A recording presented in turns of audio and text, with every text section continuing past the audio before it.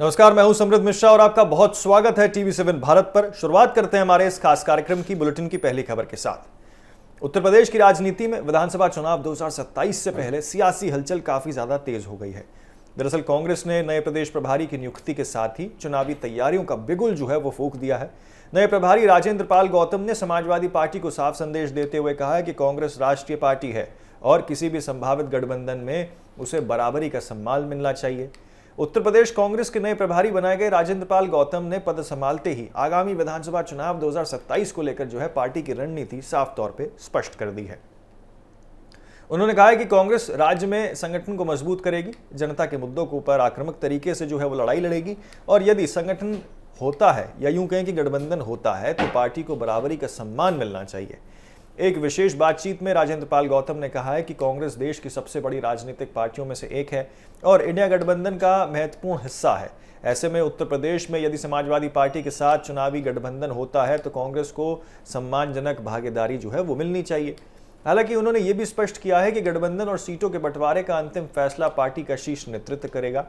दरअसल पिछले कुछ समय से कांग्रेस और समाजवादी पार्टी के स्थानीय नेताओं के बीच जो है संभावित सीट बंटवारे को लेकर बयानबाजियां तेज दिखते हुए नजर आ रही थी और देखने को मिल भी रही थी। ऐसे में नए प्रभारी का यह बयान राजनीतिक रूप से अहम माना जा रहा है। राजेंद्र पाल गौतम ने कहा है कि अगले 2 महीनों में संगठन की कमियों को जो है दूर करने का प्रयास किया जाएगा। उन्होंने बताया है कि जल्द ही लखनऊ में प्रदेश के वरिष्ठ नेताओं की बैठक होगी जिसमें 2027 के चुनाव के लिए विस्तृत रणनीति जो है वो तैयार की जाएगी। इसके बाद वो पूरे प्रदेश का दौरा करेंगे और कार्यकर्ताओं के साथ संवाद स्थापित करेंगे। उन्होंने कहा है कि पार्टी जनता के साथ या जनता से सीधे जुड़कर जो है उनका फीडबैक लेगी और उसी आधार पर जो है चुनावी घोषणा पत्र जो है वो तैयार किया जाएगा। साथ ही कांग्रेस जिन सीटों पर चुनाव लड़ना चाहती है वहां मौजूद उम्मीदवारों की पहचान का काम भी जल्द शुरू किया जाएगा। राजेंद्र पाल गौतम ने कहा है कि आने वाले महीनों में कांग्रेस बेरोजगारी, कानून व्यवस्था, महिलाओं की सुरक्षा और युवाओं से जुड़े मुद्दों पर जो है सरकार को घेरने का अभियान चलाएगी। उन्होंने कहा है कि प्रतियोगी परीक्षाओं में अव्यवस्था और युवाओं की समस्याओं को भी जो है यहाँ प्रमुखता से उठाया जाएगा। इसके अलावा उन्होंने अयोध्या राम मंदिर में श्रद्धालुओं के चढ़ावे से जुड़े कथित विवाद का भी जो है उल्लेख किया है और कहा है कि कांग्रेस इस मुद्दे पर गांव-गांव जाकर लोगों तक अपनी बात रखेगी। उन्होंने दावा किया है कि पार्टी जनता से जुड़े हर मुद्दे पर जो है सड़क से संसद तक संघर्ष करेगी। दलित, पिछड़े और अल्पसंख्यक समाज को लेकर भी कांग्रेस ने अपनी रणनीति जो है वो साफ कर दी है। राजेंद्र पाल गौतम ने कहा है कि संविधान बचाओ अभियान को प्रदेश भर में और तेज किया जाएगा। उनका दावा है कि इन वर्गों में कांग्रेस के प्रति समर्थन जो है वो बड़ा है और पार्टी सभी सामाजिक वर्गों को साथ लेकर चलना जानती है और चुनावी मैदान में जो है उसी फॉर्मूले के साथ वो उतरेगी। उत्तर प्रदेश में 2027 के विधानसभा चुनाव से पहले कांग्रेस के नए प्रभारी का जो है यह बयान साफ संकेत देता है कि पार्टी इस बार संगठन मजबूत करने के साथ साथ गठबंधन पर भी जो है वो सम्मानजनक हिस्सेदारी की मांग जो है उसके लिए अड़िग रहने के लिए तैयार दिखाई दे रही है।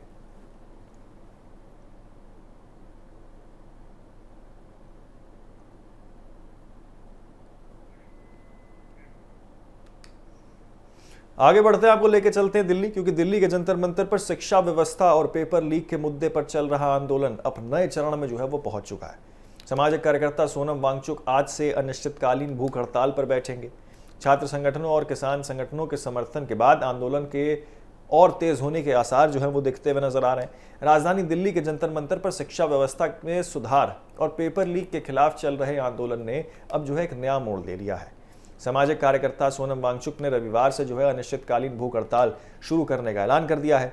आंदोलनकारियों का कहना है कि जब तक उनकी प्रमुख मांगे जो हैं वो पूरी नहीं होती हैं और सरकार जो है कोई ठोस फैसला यहां नहीं लेती है तब तक ये अनशन जो है वो जारी रहेगा। यह आंदोलन शिक्षा व्यवस्था में सुधार, परीक्षा प्रणाली में पारदर्शिता, पेपर लीक मामले में सख्त कार्रवाई और केंद्र शिक्षा मंत्री धर्मेंद्र प्रधान के इस्तीफे की मांग को लेकर जो है वो चलाया जा रहा है। आंदोलन का नेतृत्व कॉकरोच जनता पार्टी कर रही है। आंदोलन से जुड़े नेताओं का कहना है कि 20 जून को आंदोलन शुरू होने के दौरान ही सरकार को 1 सप्ताह का समय दे दिया गया था। चेतावनी दी गई थी कि यदि शिक्षा व्यवस्था में कथित गड़बड़ियां जो हैं की जिम्मेदारी तय नहीं की जाती है तो मांगों पर कार्रवाई नहीं की जाती है तो सोनम वांगचुक अनिश्चितकालीन भूख हड़ताल शुरू करेंगे। उनका आरोप है कि सरकार की ओर से कोई भी ठोस कदम जो है वो नहीं उठाया गया, जिसके बाद ये फैसला जो है वो लिया गया है। इस भूख हड़ताल में ऑल इंडिया स्टूडेंट्स एसोसिएशन यानी कि NSUI के कई छात्र नेता भी जो हैं वो शामिल हैं। छात्र नेताओं का कहना है कि यह आंदोलन केवल किसी संगठन का नहीं बल्कि लाखों छात्रों के भविष्य और इसी के साथ निष्पक्ष परीक्षा प्रणाली की लड़ाई को लेकर है। उनका दावा है कि लगातार सामने आ रहे पेपर लीक मामलों में युवाओं का भरोसा जो है वो कमजोर हुआ है और अब व्यापक सुधार की जरूरत है। आंदोलन को किसान संगठनों का भी जो है बड़ा समर्थन मिल रहा है। आंदोलन से जुड़े नेताओं के मुताबिक देश भर के 650 से अधिक किसान संगठन ने इस अभियान का समर्थन किया है।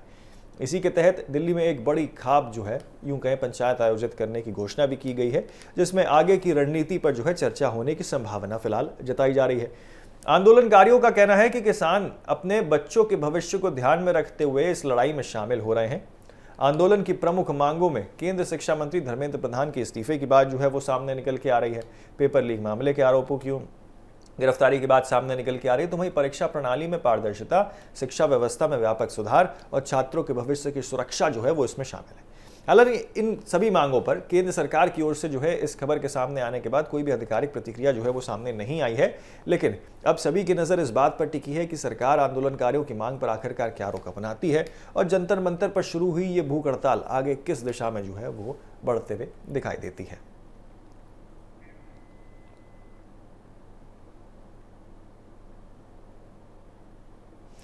आगे बढ़ते अगली खबर की ओर आपको बता दें कि तमिलनाडु की राजनीति में एक बार फिर से जो है बड़ी हलचल तेज हो गई है। पूर्व मुख्यमंत्री और डीएमके प्रमुख एमके स्टालिन के विधानसभा में वापसी की चर्चाएं जो है वो जोर पकड़ रही हैं। माना जा रहा है कि वो जल्द होने वाले उपचुनाव में त्रिची ईस्ट या फिर सिरकाजी विधानसभा सीट से जो है चुनावी मैदान में उतर सकते हैं। तमिलनाडु में विधानसभा उपचुनाव को लेकर राजनीतिक सरगर्मियां जो है वो काफी ज्यादा तेज हो गई हैं। पूर्व मुख्यमंत्री और डीएमके के अध्यक्ष एमके स्टालिन की विधानसभा में वापसी को लेकर जो है चर्चाओं का दौर अब शुरू हो गया है। राजनीतिक गलियारों में कयास लगाए जा रहे हैं कि स्टालिन त्रिची ईस्ट या फिर सिरकाजी विधानसभा सीट से उपचुनाव लड़ सकते हैं। हालिया विधानसभा चुनाव में डीएमके को बड़ा झटका जो है वो लगा था। पार्टी प्रमुख एमके स्टालिन अपनी पारंपरिक गढ़ कोलाथुर सीट से जो है वो चुनाव हार गए थे। इस हार के बाद पहली बार उनके विधानसभा में लौटने की संभावनाओं पर गंभीर चर्चा जो है वो हो रही है। दरअसल मुख्यमंत्री जोसेफ विजय ने 2 सीटें जिसमें पेरम्बूर और इसी के साथ त्रिची ईस्ट है, यहाँ इन दोनों सीटों से चुनाव लड़ा था। मुख्यमंत्री बनने के बाद उन्होंने त्रिची ईस्ट सीट से इस्तीफा दे दिया था। इसके अलावा अन्य विधायकों के इस्तीफे के बाद राज्य की 6 विधानसभा सीटें जो है वो खाली हो गई थी। इन सीटों पर जल्द उपचुनाव होने की संभावना जो है वो जताई जा रही है। इसी बीच डीएमके की हालिया कार्यकारिणी बैठक में पूर्व मंत्री अंबिल महेश ने प्रस्ताव रखा है कि एमके स्टालिन को त्रिची ईस्ट सीट से जो है उपचुनाव लड़ना चाहिए। पार्टी के वरिष्ठ नेता के.एन. नेहरू ने भी यहां संकेत दे दिया है कि स्टालिन जल्द जो है विधानसभा में लौट सकते हैं और वापसी जो है वो कर सकते हैं। हालांकि स्टालिन ने फिलहाल ये स्पष्ट नहीं किया है कि त्रिची ईस्ट से चुनाव लड़ने पर अभी तक अंतिम फैसला जो है नहीं हुआ है। राजनीतिक विश्लेषकों का मानना है कि त्रिची ईस्ट सीट डीएमके के लिए जो है अनुकूल मानी जाती है। यहाँ पार्टी का मजबूत संगठन है और स्थानीय नेतृत्व भी सक्रिय है। ऐसे में यदि स्टालिन यहाँ से चुनाव लड़ते हैं तो उन्हें राजनीतिक बढ़त जो है वो मिल सकती है। दूसरी ओर सिरकाजी विधानसभा सीट को लेकर भी चर्चाएं जो हैं वो तेज हो गई हैं। राजनीतिक हलकों में ये भी कहा जा रहा है कि यदि परिस्थितियां अनुकूल रहीं तो स्टालिन को सिरकाजी से भी जो है मैदान में उतारा जा सकता है। इसके पीछे एक कारण ये भी बताया जा रहा है कि ये उनकी पत्नी दुर्गा स्टालिन का भी गृह क्षेत्र जो है वो माना जाता है, जहां पार्टी को स्थानीय समर्थन मिलने की संभावना जताई जा रही है। हालांकि सिरकाजी सीट को लेकर अभी तक कोई आधिकारिक घोषणा नहीं हुई है। ये चर्चाएं राजनीतिक अटकलों और संभावित रणनीतियों पर जो है वो आधारित हैं। अंतिम फैसला डीएमके नेतृत्व और इसी के साथ चुनावी परिस्थितियों को देखते हुए जो है वो लिया जाएगा। फिलहाल तमिलनाडु की राजनीति में सबसे बड़ा सवाल यही है कि क्या टीएमके या यूं कहें कि जिस तरीके से डीएमके का हार का सामना करना पड़ा है उसके बाद एमके स्टालिन उपचुनाव लड़कर विधानसभा में वापसी करेंगे। अब सभी की नजर डीएमके के अगले फैसले और चुनाव आयोग द्वारा उपचुनाव की तारीखों के ऐलान पर जो है वो टिकी हुई हैं।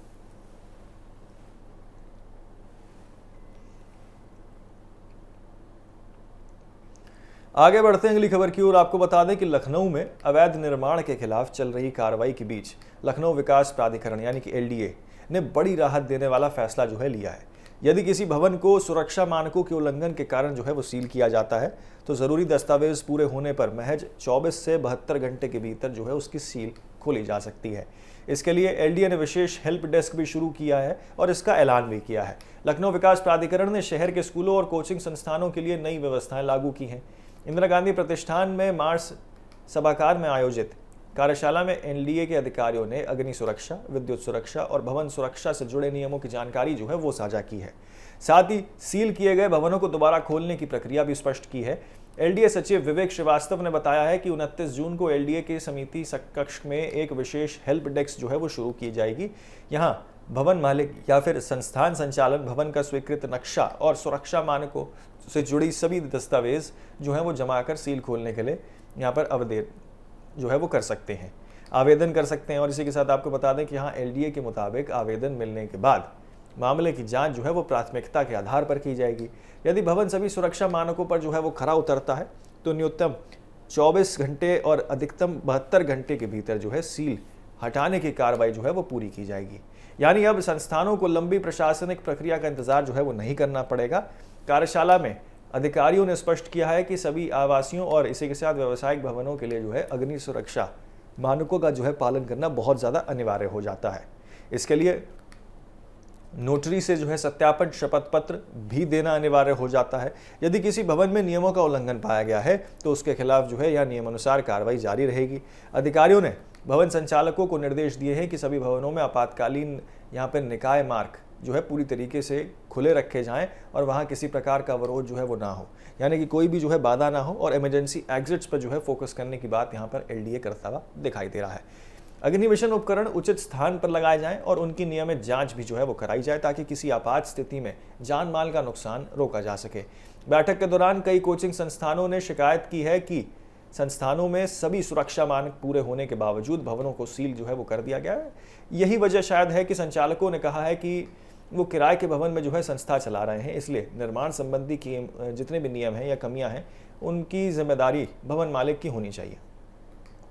इस पर एलडीए अधिकारियों ने साफ कहा है कि विद्यार्थियों और कर्मचारियों की सुरक्षा सबसे बड़ी प्राथमिकता है, चाहे भवन किराए का हो या फिर यहाँ पे जो है खरीदे वाला हो। संस्था संचालक सुरक्षा व्यवस्था सुनिश्चित करने के लिए जिम्मेदारियों के पीछे जो है वो नहीं हट सकते हैं।